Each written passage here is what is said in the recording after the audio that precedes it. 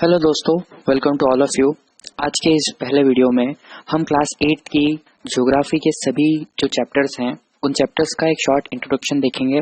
हम देखेंगे कि आने वाले वीडियोस में हम जो चैप्टर्स कवर करने वाले हैं उन चैप्टर्स में हम क्या क्या पढ़ेंगे, इसका एक शॉर्ट इंट्रोडक्शन हम इस वीडियो में देंगे। तो आइए चलिए शुरू करते हैं।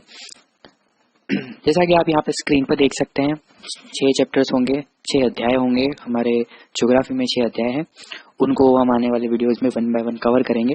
इनके जो नाम हैं आप यहाँ पे स्क्रीन पर देख सकते हैं।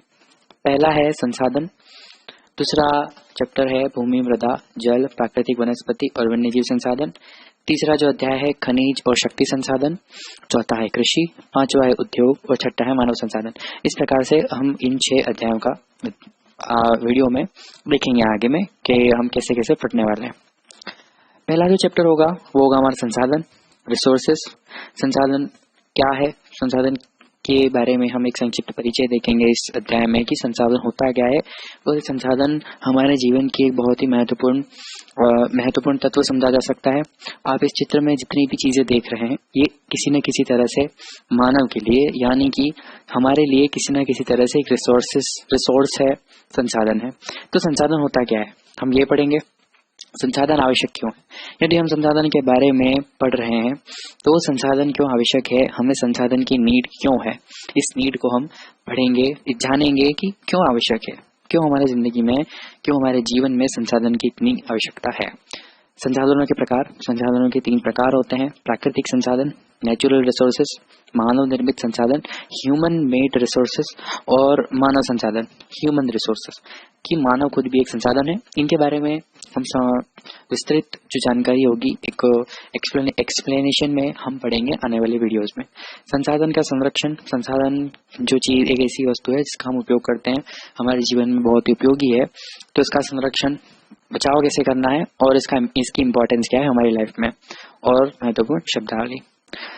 अगला जो पार्ट होगा भूमि, मृदा, जल, प्राकृतिक वनस्पति और वन्यजीव संसाधन, land, soil, water, natural vegetation, wild life resources. इसमें लैंड, भूमि क्या होती है इसके बारे में पढ़ेंगे। भूमि उपयोग तथा संरक्षण, भूमि का उपयोग तथा भूमि का संरक्षण कैसे किया जाए। बढ़ती जनसंख्या के साथ में जो भूमि है वो एक लिमिटेड है, हमारी पृथ्वी में जो रहने का स्थान है वो एक लिमिटेड है। सागर और जो भूमि के स्थान का जो रेशियो है वो जनसंख्या के हिसाब से वो कम होता जा रहा है, तो इसका संरक्षण कैसे करेंगे। मृदा क्या होती है, मिट्टी, जिसे हम सामान्य भाषा में मिट्टी कहते हैं, वो क्या कहलाती है। मृदा निर्माण के घटक, मृदा बनती कैसे है, इसके निर्माण में कौन कौन से घटक होते हैं, इसके निर्माण में कौन कौन से तत्व शामिल होते हैं, उसके बारे में पढ़ेंगे। मृदा निम्नीकरण, आज के युग में मृदा निम्नीकरण की जो समस्या हमारे सामने आ रही है कि मृदा की गुणवत्ता कम होना और मृदा का खुद का भी कम होना, भूमि का कटाव इत्यादि की जो समस्या आती है उसके बारे में पढ़ेंगे। और उसके संरक्षण के उपाय कि अगर मृदा की गुणवत्ता या मृदा की लेवल में जो कमी आ रही है ना, मिट्टी के जो लेवल में, उसके बारे में पढ़ेंगे। जल और जल संसाधनों का संरक्षण, जल भी एक तरह से हमारे लिए संसाधन के रूप में हम इसको कह सकते हैं, बहुत ही महत्वपूर्ण संसाधन है। जल ही जीवन है, जैसा कि आप सभी जानते हैं। तो जल संसाधनों का संरक्षण बढ़ती जनसंख्या के साथ में इसका भी एक तरह से निम्नीकरण हो रहा है, अनुपात में जो उसका अनुपात कम हो रहा है, तो इसका संरक्षण कैसे किया जाए। प्राकृतिक वनस्पति क्या होती है, नेचुरल वेजिटेशंस, जो हमारे फूल पत्ती हैं, पेड़ पौधे हैं, वन है इत्यादि के बारे में। और वन्य जीव वितरण, जंगलों में, वनों में जो जीव रहते हैं उनका वितरण और वनों में रहने वाले जीवों का संरक्षण, इसके बारे में भी पढ़ेंगे। अगला जो चैप्टर होगा वो है खनिज और शक्ति संसाधन, मिनरल एंड पावर रिसोर्सेस। खनिज क्या है, खनिज आप जैसा कि सब जानते हैं कि जमीन से जितने भी भूमि खोद कर खनन प्रक्रिया द्वारा जो भी चीजें हमें प्राप्त होती है उसे खनिज कहा जाता है। ठीक है, खनिजों के प्रकार, खनिज विभिन्न प्रकार के होते हैं, इनके प्रकारों के बारे में पढ़ेंगे। खनिजों का वितरण, किस स्थान पर, भारत के अलग अलग स्थान पर अलग अलग प्रकार के खनिज पाए जाते हैं, तो उन अलग अलग प्रकार के खनिजों के बारे में भी पढ़ेंगे हम। खनिजों का संरक्षण, खनिज भी एक लिमिटेड मात्रा में, एक बहुत ही सीमित मात्रा में उपलब्ध हैं, तो उनका संरक्षण कैसे किया जाए वो पढ़ेंगे। खनिजों के उपयोग, खनिज किस किस किस किस प्रकार में किन किन कामों में उपयोग में लिए जा सकते हैं, इनका क्या उपयोग है, उसके बारे में पढ़ेंगे। शक्ति संसाधन क्या होता है कि हमारी जितनी भी हमें जिन जिन जगहों से जिन संसाधनों से शक्ति प्राप्त होती है। शक्ति का तात्पर्य ये होता है कि हम जो बड़ी बड़ी फैक्ट्रियां चल रही हैं, हमारी जो गाड़ियां चल रही है, या जितने भी प्रकार के विद्युत उपकरण हैं या किसी भी तरह के उपकरण बड़े बड़े, उनको शक्ति कहाँ से प्राप्त हो रही है, उनको शक्ति देने वाले संसाधनों के बारे में पढ़ेंगे।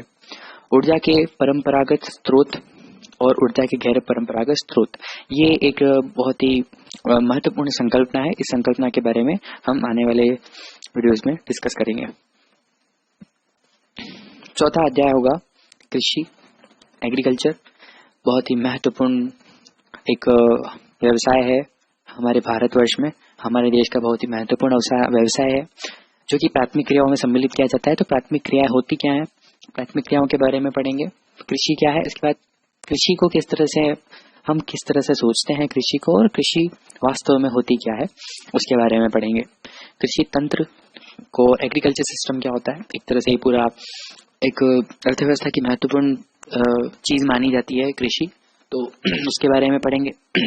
कृषि के प्रकार, निर्वाह कृषि और वाणिज्यिक कृषि, ये जो आप चित्र में देख रहे हैं, ये दोनों ही प्रकार की जो कृषि है वो वाणिज्यिक कृषि है, और ये जो कृषि की जा रही है वो निर्वाह कृषि है। इसको हम डिटेल में पढ़ेंगे आने वाले वीडियोस में, आने वाले जब हम इस चैप्टर को पढ़ रहे होंगे इसको हम डिटेल में पढ़ेंगे। मुख्य भारतीय फसलें, भारत में कौन कौन सी फसलें होती हैं जो मुख्य प्रकार से उगाई जाती हैं, और कृषि का विकास, कृषि का विकास किस किस तरह से हम कर सकते हैं, इसके बारे में पढ़ेंगे। अगला जो चैप्टर है उद्योग, इंडस्ट्री। उद्योग से सामान्य तात्पर्य हमारे जो फैक्ट्रियां चलती हैं, विभिन्न विभिन्न प्रकार की बड़े स्तरों पर बड़ी बड़ी चीजों का निर्माण होता है जो हमारे दैनिक जीवन में इस्तेमाल में ली जाती हैं, इन्हें उद्योग कहते हैं। इंडस्ट्री सामान्य रूप से व्यवसाय, ये मुख्य रूप से द्वितीय क्रियाकलाप में आता है। तो द्वितीय क्रियाकलाप होता क्या है, इसे भी हम पढ़ेंगे। उद्योग क्या है, उद्योग के बारे में समझेंगे। उद्योगों का वर्गीकरण, जैसे कृषि का वर्गीकरण किया गया था वैसे उद्योगों का भी वर्गीकरण किया जाता है, उस वर्गीकरण के बारे में पढ़ेंगे।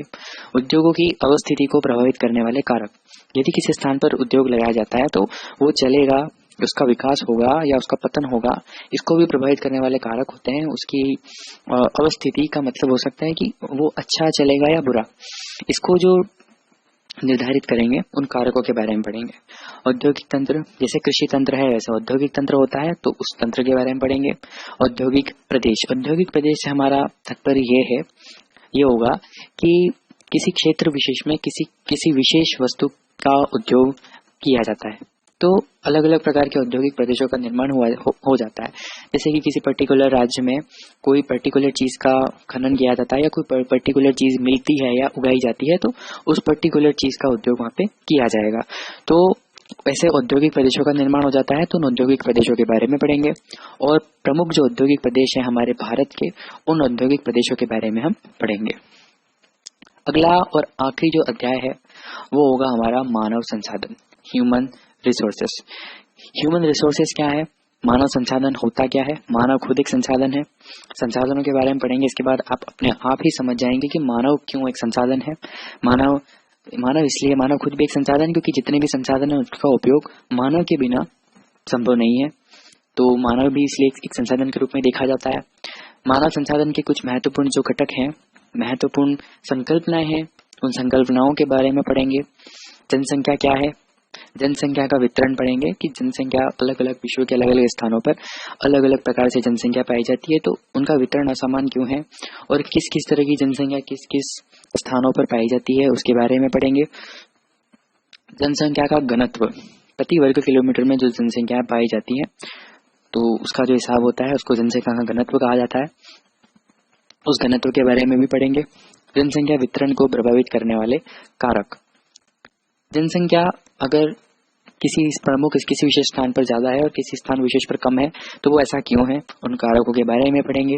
जनसंख्या परिवर्तन और जनसंख्या परिवर्तन के प्रारूप, इन दोनों के बारे में, जनसंख्या समय समय पर बदलती रहती है, कहीं पर ज्यादा कहीं पर कम होती रहती है, तो वैसी क्यों होती है, और जनसंख्या के परिवर्तन होने के कुछ प्रारूप होते हैं, कुछ पैटर्न होते हैं, उन पैटर्न के बारे में पढ़ेंगे।